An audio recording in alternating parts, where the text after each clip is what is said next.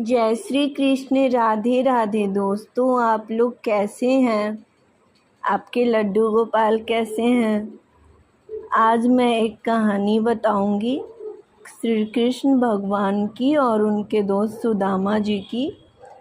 उनके जैसी दोस्ती हमें आज तक न कभी सुनने में मिली है और ना आज के इस लोक में कोई करता है, क्योंकि श्री कृष्ण और सुदामा की दोस्ती सबसे विख्यात है यहाँ पे।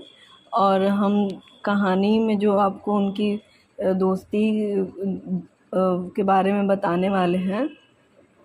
हमारे जो श्री कृष्ण भगवान थे वो अपने दोस्त सुदामा को बहुत ही प्यार करते हैं, बहुत ही मानते थे उनको।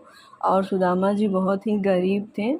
उन लोगों ने साथ में ही अपनी पढ़ाई पूरी की थी और पढ़ाई करने के बाद वो लोग जब गुरुकुल से जब निकले तो सुदामा जी गरीब ही रहे, गरीबी में अपनी ज़िंदगी गुजारी और कृष्ण जी द्वारकाधीश बन गए। वो एक राजा की तरह अपने जीवन बिताने लगे। लेकिन जब उनको अपने दोस्त की ये दशा देखी नहीं गई और जब सुदामा जी उनके पास आए तो श्री कृष्ण के परम मित्र सुदामा को कृष्ण ने अपने गले से लगाया और उन्हें धन दौलत रंग रूप और भेदभाव से परे कृष्ण सुदामा की घनिष्ठ मित्रता का गुणगान किया जाता है।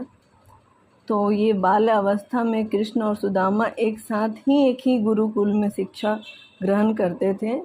इसीलिए उनकी जो पत्नी थी उन्होंने पूछा कि भगवान ये कौन है जो ये ऐसी वेशभूषा बना के निर्धनों की तरह आए हैं आपके घर पे। तो कृष्ण ने बताया कि ये हमारे परम मित्र सुदामा जी हैं। तो श्री कृष्ण जी ने सुदामा जी को 3 मुट्ठी चावल के बदले तीनों लोक का स्वामी बना दिया। सुदामा की संपत्ति देख के यमराज अपना बही खाता लेकर द्वारका पहुँचे और श्री कृष्ण जी को अपने नियम कानून का बताने लगे कि इतना हमारे बही खाता में जो सुदामा जी को आपने स्वामी बना दिया तीनों लोगों का, ऐसा क्यों भगवान। तो कृष्ण भगवान ने सुदामा जी की कहानी बताई कि उन्होंने जो प्रेम से हमें भोजन कराया।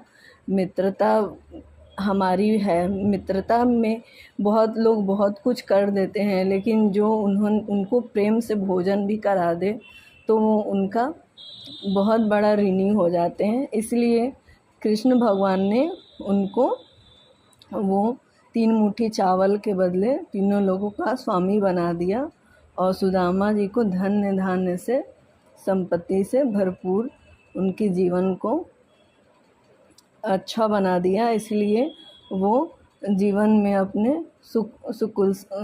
कुशलता से अपने परिवार के साथ रहने लगे।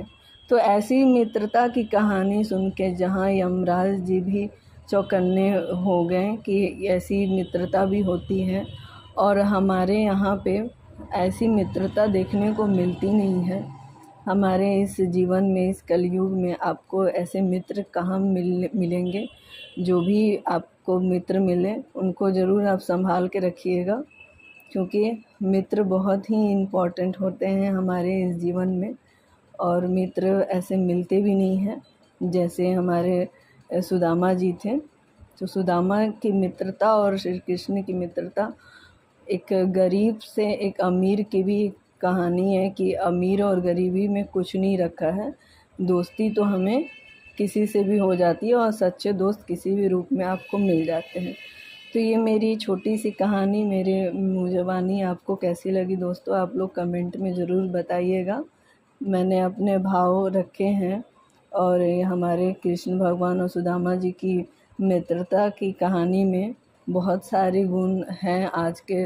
आज के दौर पे हमें कुछ इनसे लेना चाहिए, ताकि हम कभी भी किसी से दोस्ती भी करते हैं ना, तो उनसे ईमानदारी से आप दोस्ती निभाएं।